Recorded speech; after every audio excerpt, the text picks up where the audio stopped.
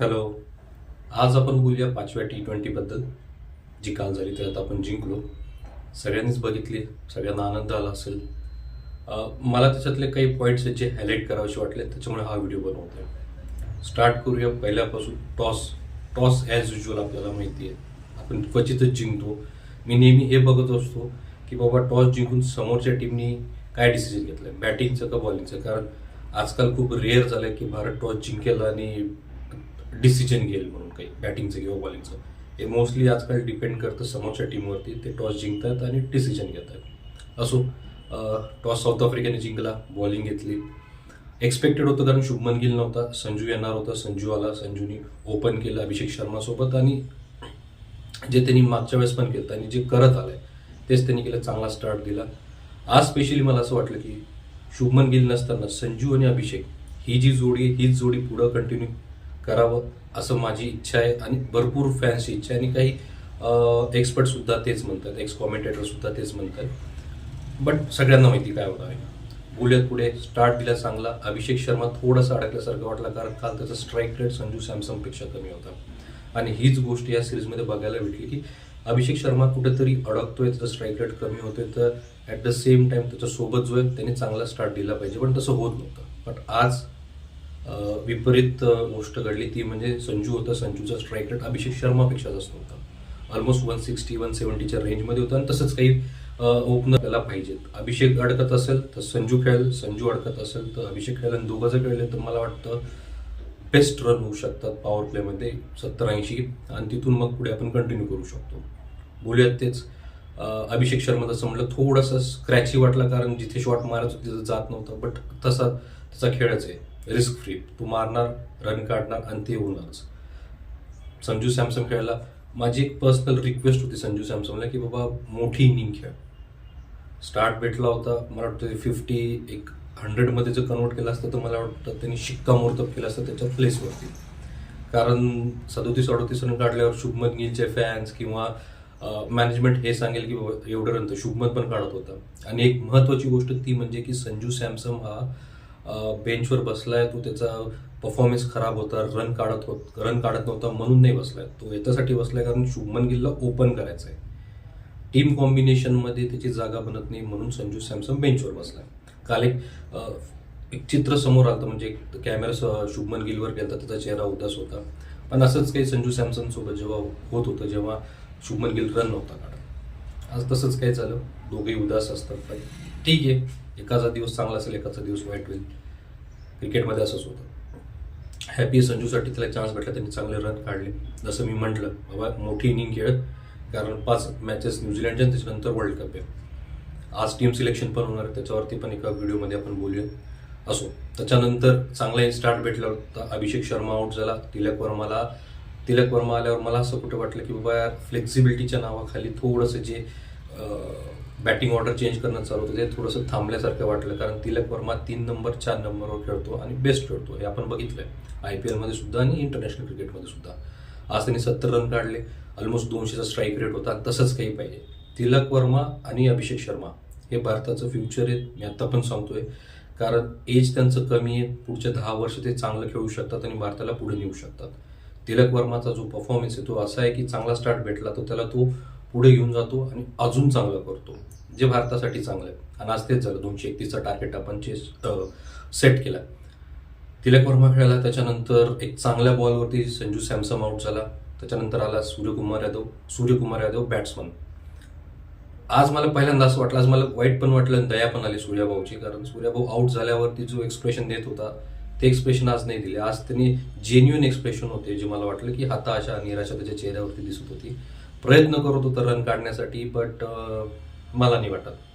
तो जसं म्हणलं की आउट ऑफ फॉर्म आहे, तर तो आउट ऑफ फॉर्म नाही. मला वाटतं फॉर्म आणि रन दोन्ही रुसलेत सूर्याभाऊवरती आणि ते क्लिअर दिसते. काल मला पण खूप वाईट वाटलं कारण मी सूर्याभाऊचा फॅन आहे. मी म्हटलं जसं 2018 पासून जेव्हा तो मुंबई इंडियन्सचा प्लेअर झाला तेव्हापासून मी त्याला फॉलो करतोय. 2022-2023 मध्ये नंबर 1 बॅट्समन होता आणि यावर्षी 2025 मध्ये एक 50 नाही आहे. ॲव्हरेज 20पेक्षा कमी, स्ट्राईक रेट 120पेक्षा कमी. हे कधीही सूर्याभाऊच्या फॅनला एक्सेप्ट होणार नाही आणि तो मान्य पण करणार नाही. स्वतः सूर्याभाऊ सुद्धा ती गोष्ट कुठेतरी मला वाटतं दिसली काल चेहऱ्यावरती की नाही होते.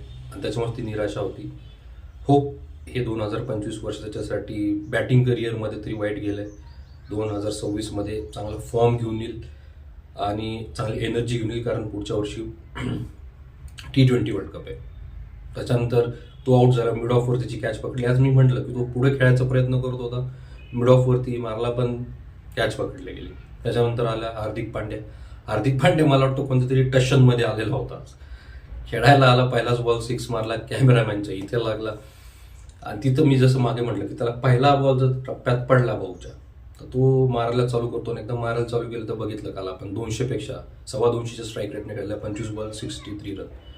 आणि तसंच काही पाहिजे. हार्दिक पांड्या फिनिशर किंवा हार्दिक पांड्या जो 5व्या-6व्या नंबर होतो तिथं तसा शॉट तसा गेम असेल तर भारताला फायदेशीर राहील, आणि ते दाखवलं त्यांनी. परफेक्ट खेळाला. तिलक वर्मासोबत त्याची जी पार्टनरशिप होती बढिया झाली, एंटरटेनिंग पार्टनरशिप होती ती, दोघंही मारत होते आणि तसंच पाहिजे. त्याच्यानंतर तिलक आणि हार्दिक दोघे आउट झाले. मला वाटतं शिवम दुबेला 3च बॉल भेटले, त्याच्यात पण त्याने एक 6-4 चांगला मारला आणि स्कोर जो होता 231 पर्यंत ठेवला. तिथे गेल्यावर मला वाटलं होतं की हे अहमदाबादचं पिच आहे, इथं बॅटिंग फ्रेंडली पिच आहे. IPL मध्ये पण बघितलं 200 रन बॅटिंग टीम काढते, ते चेस पण होतं कुठे ना कुठे तरी. बट असो, बॉलिंगवरती येऊयात. आपली बॉलिंग अगेन आज जी अप्रोच होती ती मुंबई इंडियन्स जशी फॉलो करते तशीच होती. बोलूयात त्याच्यावरती. अर्शदीप सिंहाला आज स्विंग त्याला भेटला नाही. मी मागे पण म्हणलो जिथे स्विंग भेटणार नाही अर्शदीपला तिथे मला वाटतं थोडं स्ट्रगल करेल, कारण त्याची स्पीड तेवढी नाही आहे. 140पेक्षा कमी त्याची स्पीड आहे. शॉर्ट बॉल बाउन्सर टाकेल, पण ती स्पीड नसल्यामुळे इझिली कोणताही बॅट्समन जो आहे तो पुल किंवा हुक करू शकतो. आणि तसंच झालं. क्विंटन डिकॉकनी दुसऱ्या मॅच पण त्याच्यावरती अटॅकिंग अप्रोच ठेवली होती. आज पण बघितलं 2 ओव्हरमध्ये 35 रन दिले त्यांनी सुरुवातीला. ॲट द सेम टाइम त्याच्यासोबत वॉशिंग्टन सुंदरनी बॉलिंग केली. वॉशिंग्टन सुंदरला जे आज घेतलं होतं कुलदीप यादवच्या ऐवजी, हे त्यांनी प्रूव्ह केलं की बाबा का तो एक पॉवर प्लेचा बॉलर आहे, की जिथे अर्शदीप रन कन्सिड करत असेल तर तो एक चांगली टाईट बॉलिंग करून डिफेन्सिव्ह अप्रोच ठेवू शकतो बॅट्समनसाठी. कारण मला वाटतं 4 ओव्हरमध्ये 30 रन दिले आणि त्यांनी 4 ओव्हर अपफ्रंटली टाकले. 4 ओव्हर 30 रन, जिथे 400 रन निघालेत त्या ग्राउंडवरती ती बॉलिंग तो बेस्ट आहे मला वाटतं ॲज अ स्पिनर म्हणून. आणि त्यांनी प्रूव्ह केलं की बाबा पॉवर प्लेमध्ये येऊन त्यांनी इतके कमी रन दिले तर कौतुक केलं पाहिजे त्याचं. त्याच्यानंतर जसप्रीत बुमराह, जसं मी म्हटलं की मुंबई इंडियन्स जसप्रीत बुमराहला फक्त 1 ओव्हर देते. जेव्हा पहिले दोन्ही बॉलरला रन काढले असतील तेव्हाच जसप्रीत बुमराह येतो सुरुवातीच्या ह्याच्यात. पण मोस्टली मुंबई इंडियन्समध्ये 1च ओव्हर टाकतो तो. मागच्या 2-3 महिन्यापासून किंवा 6 महिन्यापासून अशी अप्रोच चालू होती की एशिया कपमध्ये आपण बघितलं जसप्रीत बुमराह पहिले 3 ओव्हर टाकतोय, 2 ओव्हर टाकतोय. आणि तिथे मी म्हटलं की त्याला अटॅकिंग अप्रोच ठेवतायत आणि रन काढतायत. काल तसं झालं नाही. 1च ओव्हर त्यांनी टाकले. त्याच्यात पहिल्या ओव्हरमध्ये एक वाईट गेला आणि 4 गेला, असे जे 5 रन गेले ते सोडलं तर पहिल्याच ओव्हरमध्ये त्यांनी 8च रन दिले. ओव्हरऑल त्यांनी 4 ओव्हरमध्ये 17 रन देऊन 2 विकेटा घेतले. जे मी म्हणतो जसप्रीत बुमराह, आपल्याला असा जसप्रीत बुमराह पाहिजे, चॅम्पियन, लेजंड. तो काल मला दिसला. यॉर्कर पण परफेक्ट पडत होते, एक्झिक्युशन पण परफेक्ट पडत होतं. सोशल मीडियावरती जो एक बज निर्माण झाला होता की नाही यार, मी पण म्हटलो होतो की जसप्रीत बुमराह तसा बॉल टाकत नाही, यॉर्कर एक्झिक्यूट होत नाही आहे. आणि त्यांनी दाखवलं की बाबा का तो लेजंड आहे, टेस्ट नंबर 1 बॉलर का आहे, आणि दाखवलं. अर्शदीपसाठी एक बॅड डे म्हणू शकतो जसप्रीत बुमराहला. क्विंटन डिकॉकचं कौतुक करावं लागेल. क्विंटन डिकॉक खेळला रिझाईन रिक्स अगेन भारतासाठी मला वाटतं सपोर्टिंग रोल प्ले करत होता. रन काढले नाही त्यांनी या सिरीजला, पण क्विंटन डिकॉक येस चांगली बॅटिंग केली. त्याच्यानंतर डिवॉल्ड ब्रेव्हिस आला. डिवॉल्ड ब्रेव्हिस आणि क्विंटन डिकॉक चांगले खेळत होते. एक वेळ अशी आली की मला वाटतं वरुण चक्रवर्ती आणि हार्दिक पांड्याचे 2 ओव्हरमध्ये एका पाठोपाठ 2 ओव्हरमध्ये 43 या 42 रन निघाले होते. आणि तिथं पॅनिक मोडमध्ये इंडिया मला वाटतं गेल्यासारखं जातं. ड्रिंक्स ब्रेक होता तो तिथे. त्याच्यानंतर जसप्रीत बुमराह आला. साहजिक गोष्ट, गो टू बॉलर होता, कारण 10 ओव्हरमध्ये साऊथ आफ्रिकेचे 118 रन, 1 विकेट. तिथं मला वाटतं साऊथ आफ्रिका जिंकू शकली असते. पण हे माहिती होतं की इथं फक्त 1 किंवा 2 विकेटा गेल्या, स्पेशली क्विंटन डिकॉकची, तर ती कोलॅप्स होतील. आणि ते तसंच पुढे झालं. जसप्रीत बुमराह आला, क्विंटन डिकॉकला पॉट अँड बोल्ड केलं आणि त्यांनी दाखवलं की बाबा का तो एक चॅम्पियन बॉलर आहे. आणि प्रूव्ह करायची गरज नव्हती त्याला. फक्त जसं मी म्हटलं की कुठंतरी तो लॅक करत होता त्याच्या यॉर्कर्समध्ये, लेंथमध्ये, जी काल त्यांनी परफेक्ट टाकले. अगेन अहमदाबादमध्ये त्याचं होम ग्राउंड म्हणू शकतो आपण, तिथं त्यांनी चांगलीच बॉलिंग केली. त्याच्यानंतर पुढच्याच ओव्हरला डिवॉल्ड ब्रेव्हिसला हार्दिक पांड्याने आउट केलं. डिवॉल्ड ब्रेव्हिस हा माझा फेवरेट साऊथ आफ्रिकन प्लेअर आहे. का? कारण तो मुंबई इंडियन्समध्ये होता, दिसतो पण छान आणि अटॅकिंग शॉट्स पण तो छान खेळतो. मला फक्त एक विनंती आहे, विनंती म्हणण्यापेक्षा ॲडवाईस, आणि हे मी डेल स्टेनला पण ऐकलं होतं मला वाटतं वन डे सिरीजमध्ये, की बाबा प्रत्येक बॉल नाही मारू शकत, तुला बॉलच्या मेरिटवरती खेळावं लागेल. तो प्रत्येक बॉल मारायला गेला तर जे काल झालं, स्टार्ट भेटला होता, हार्दिक पांड्याने स्लोअर बाउन्सर टाकला, कॅच पकडली, आऊट झाला. तिथे जे 2 विकेटा गेल्या, मी म्हटलं की कोलॅप्स झाला, एक विकेट क्विंटनची गेली तर कोलॅप्स होईल. त्याच्यानंतर एडन मार्क्रम मला माहीत नाही, तिकडे पण फ्लेक्झिबिलिटी चालू झाली साऊथ आफ्रिकेमध्ये जसं भारतामध्ये होतं. 3 नंबरचा 4 नंबर ओपनरमध्ये येतोय, 3 नंबरचा ओपनिंग करतोय, तसंच काही झालं. एडन मार्क्रम 4 नंबरवर आला, जो ओपनिंग बॅट्समन आहे. आणि वरुण चक्रवर्ती आणि जसप्रीत बुमराह हे 2 बॉलर भारतासाठी की असतील बॉलिंग डिपार्टमेंटमध्ये. आणि हर्षदीप मला वाटतं सपोर्टिंग, हे तिघं ज्या दिवशी चालले, मला वाटतं त्या दिवशी बॉलिंग डॉमिनेट करूनच आपण मॅच जिंकू. वरुण चक्रवर्तीने काल रन जास्त कन्सिडर केले कारण अटॅक करत होते त्याच्यावरती, पण त्यांनी विकेटा पण घेतल्या. मला वाटतं 4 विकेटा घेतल्या त्यांनी 50+ रन देऊन. एडन मार्क्रमने त्याला एक 4 मारला स्टेप आउट करून.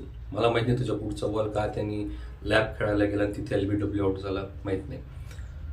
पण तो पण शॉट मला वाटतं पुढे येऊन खेळला असता तर रन निघाला असता, बट तेच एडन मार्क्रम आउट झाला. त्याच्यानंतर टेवन फेरेरा आला, तो पण पहिलाच बॉल, त्याला कळालंच नाही बॉल.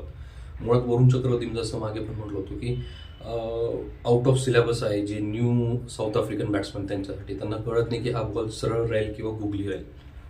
तसंच काही झालं, आउट झाला विचार. त्याच्यानंतर कोलॅप्स होत गेला. फक्त मला वाटतं माको यांनी थोडंसं फायटिंग स्पिरिट दाखवलं, बट जसप्रीत बुमराह आला आणि त्याला पण आउट केलं. आणि त्याच्यानंतर फक्त फॉर्मॅलिटीज बाकी होती. भारत मॅच जिंकला. मॅच जिंकल्यानंतर पण आपण सगळ्यांनी जल्लोष केला, पण काही क्वेश्चन तेच होते की टीम सिलेक्शन आज होणार आहे. त्याच्यानंतर संजू परत वापस आला, पण संजूला परत हे चान्स देतील का नाही माहीत नाही, कारण न्यूझीलंडची सिरीज 21 जानेवारीपासून चालू होणार आहे, महिनाभरमध्ये येईल. परत मग सांगता येत नाही. शुभमन गिल चांगला खेळतोय, व्हाईस कॅप्टन आहे, अशातली गोष्ट आहे. निगेटिव्ह गोष्टी भरपूर आहेत, पण मी त्याच्यावर बोलणार नाही. आणि सोशल मीडियावरती संजू सॅमसन आला, त्याचा एक आनंद चालू आहे, पण त्यासोबत शुभमन गिल आणि सूर्यकुमार यादव दोघांवरती क्वेश्चन मार्क्स आहेत. मला वाटतं जी टीम असेल त्यात कॅप्टन सूर्यभाऊ राहील, कारण ह्या सिच्युएशनमधून कॅप्टन चेंज करणं मला नाही वाटत योग्य आहे. एक गोष्ट सोशल मीडियावर हे पण चालू होती की ईशान किशन कदाचित रिप्लेस करेल, तर मला नाही वाटत ईशान किशन डायरेक्ट येईल. न्यूझीलंडची जी सिरीज आहे कदाचित त्याच्यामध्ये सिलेक्शन होऊ शकतं वर्ल्ड कपमध्ये, आणि वर्ल्ड कपमध्ये हीच टीम राहील. मला वाटतं हीच टीम खेळली पाहिजे. संजू बॅटिंग प्लेइंग 11मध्ये खेळायला पाहिजे. फक्त जितेश शर्माच्या ऐवजी जमलं तर आपण रिंकू सिंगला घेऊ शकतो, कारण तो थोडीशी ऑफ स्पिन पण टाकून घेतो, जे गौतम गंभीरला पाहिजे. आज आपला अक्षर पटेल पण असू शकतो, तर सांगू नाही शकत काय म्हणजे टीम कॉम्बिनेशन काय असेल ते. तर टीम सिलेक्शन जेव्हा होईल तेव्हा आपण त्याच्यावर बोलूया. पण ह्या व्हिडिओमध्ये मी एवढंच बोलेल की मॅच चांगला झाला, एकतर्फी झाला नाही. 10व्या ओव्हरपर्यंत वाटत होतं की साऊथ आफ्रिका पण जिंकू शकते, आणि तसंच काही एक क्रिकेटिंग फॅनला, ट्रू क्रिकेटिंग फॅनला तसंच काही हवं असतं, आनंद की बाबा कोण जिंकेल. एकतर्फी झाला तर थोडा कंटाळवाना मॅच होऊन जातो, बट झालं असो. 2 गोष्टी जसे मी सांगितलं, सूर्यभाऊला पुढच्या वर्षी चांगला कमबॅक करावं लागेल. ॲज अ कॅप्टन तर तो खेळतोच, पण as a batsman post match प्रेझेंटेशनमध्ये त्यांनी काही चुका प्रामाणिकपणाने, म्हणजे चुका नाही म्हणता येणार, काही तथ्य काही फॅक्ट्सने एक्सेप्ट केले, बट ते एक्सेप्ट करून फायदा नाही, त्यात इम्प्रूव्हमेंट झालं पाहिजे. बोलूयात पुढच्या व्हिडिओमध्ये, तोपर्यंत काळजी घ्या.